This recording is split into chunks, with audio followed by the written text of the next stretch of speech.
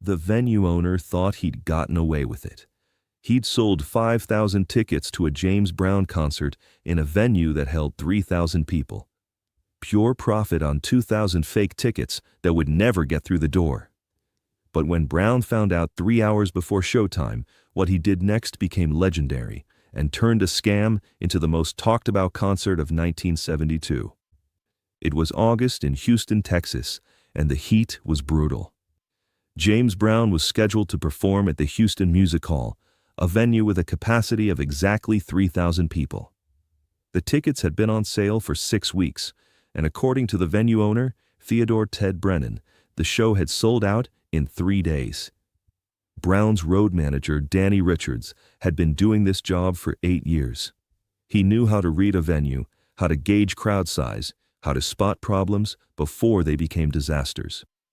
And when he arrived at the Houston Music Hall at 2 p.m. for sound check, there were people already lined up outside, hundreds of them, at 2 in the afternoon, 5 hours before doors opened.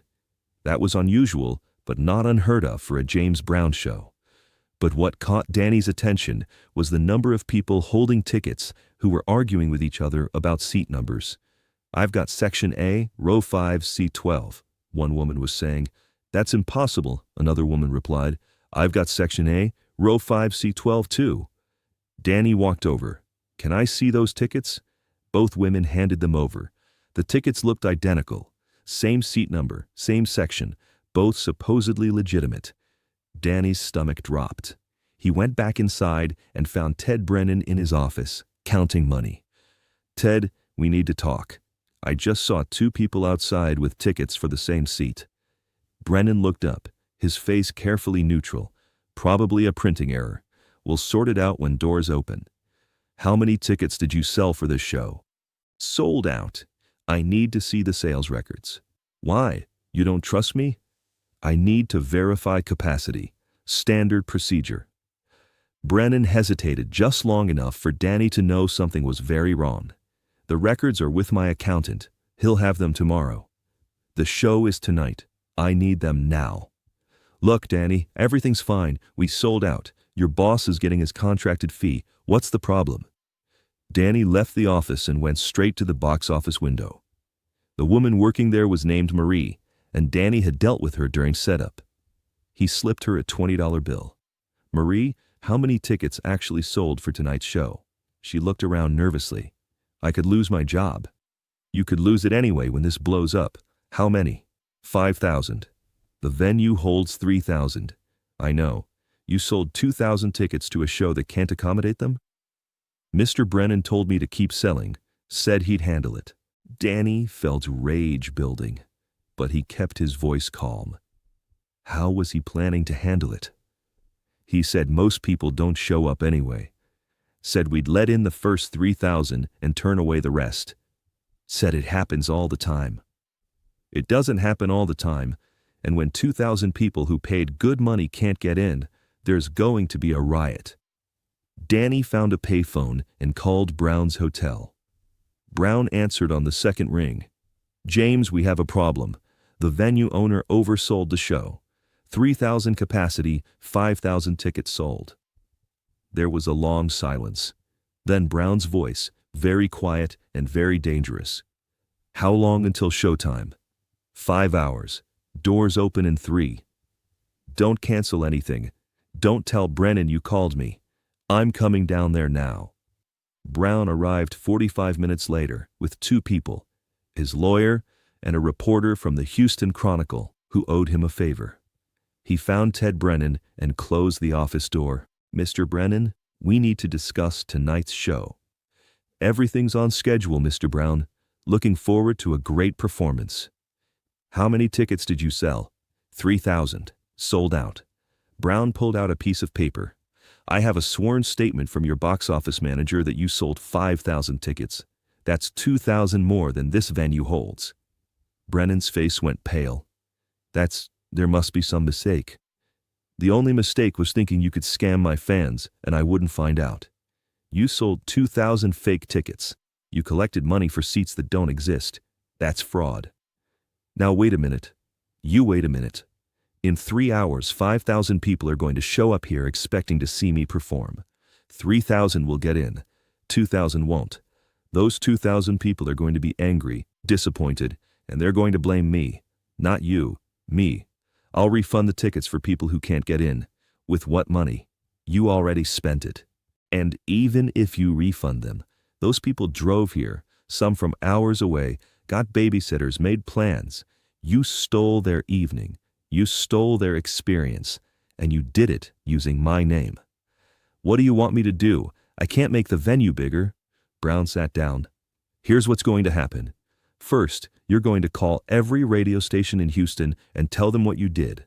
You're going to admit you oversold the show and take full responsibility. That'll ruin my reputation. You should have thought of that before you committed fraud. Second, you're going to personally refund every single person who can't get in tonight. Full refund plus $50 for their trouble. That's $100,000 out of your pocket. I don't have $100,000. Then you're going to get it. Sell this building if you have to. Third, I'm performing 2 shows tonight instead of 1. 7 p.m. and 10 p.m.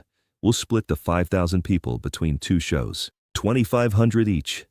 I can't afford to pay you for 2 shows. Our contract is for 1 performance. You're going to pay me double my fee. You profited from fraud using my name. Now you're going to pay for it.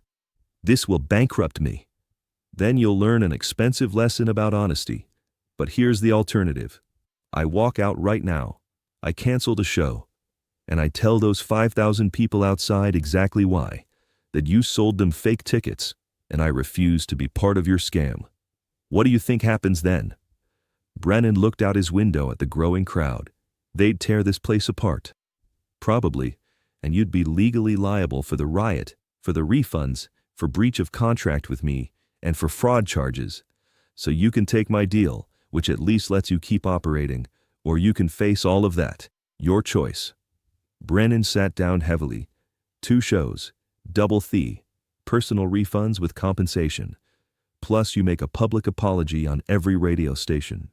I want the people of Houston to know that I didn't know about this, that I'm fixing it, and that you're the one who caused it. When do you want the apology? Now, before doors open. You've got 1 hour. Brown left Brennan's office and went to find Danny.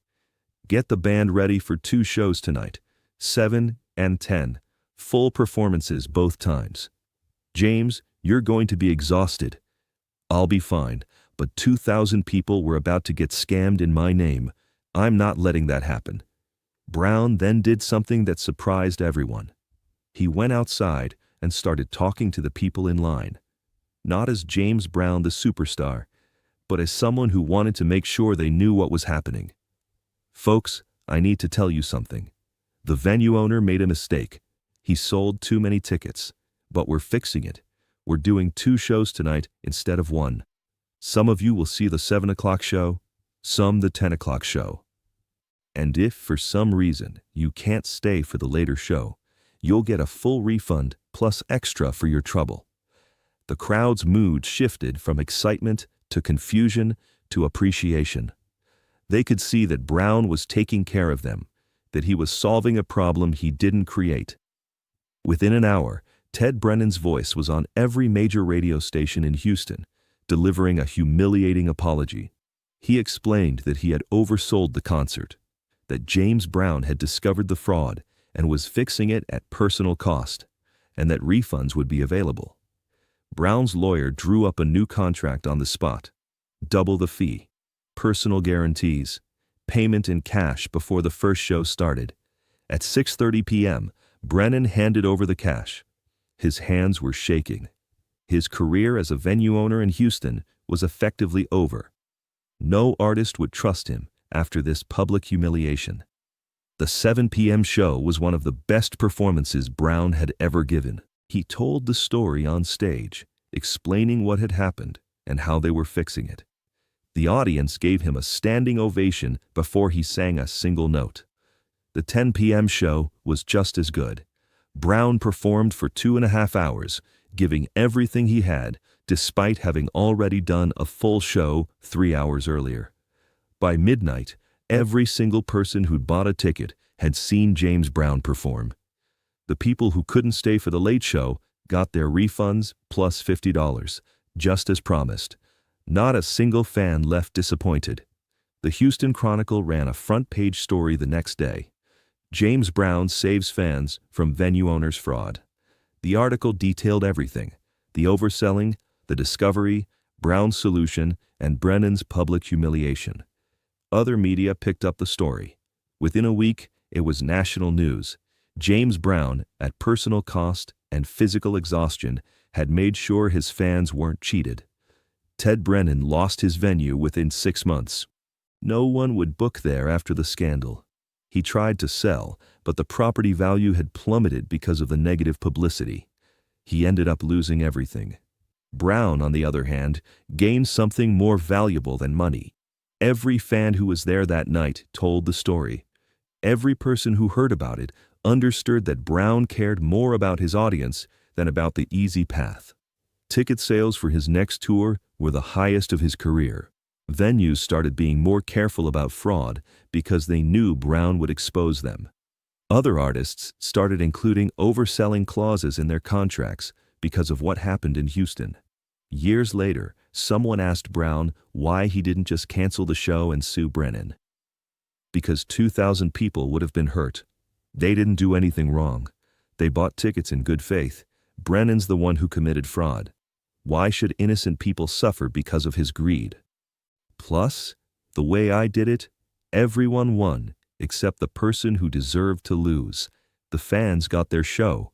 I got paid and got great publicity, and Brennan got exactly what he earned: public humiliation and financial ruin. But you had to perform 2 full shows in one night. That must have been exhausting. It was. But I learned something that night about the power of doing the right thing even when it costs you. Those 2 shows bought me more loyalty than 100 normal concerts. Every person there became a James Brown fan for life. They saw that I cared about them more than I cared about convenience.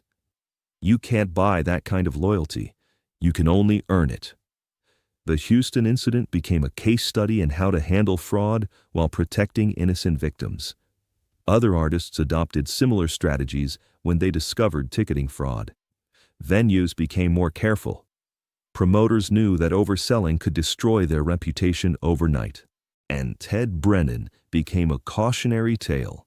The man who tried to make an extra $40,000 selling fake tickets and ended up losing everything because he didn't realize that James Brown cared more about his fans than most venue owners cared about their reputation. If this story about protecting the people who trust you, about solving problems you didn't create, and about the long-term value of doing right by your audience moved you, share it with someone who needs to understand that reputation is built through actions, not words. Subscribe for more stories about legends who understood that true success means taking care of the people who support you. And remember, the most expensive mistakes are the ones that destroy trust.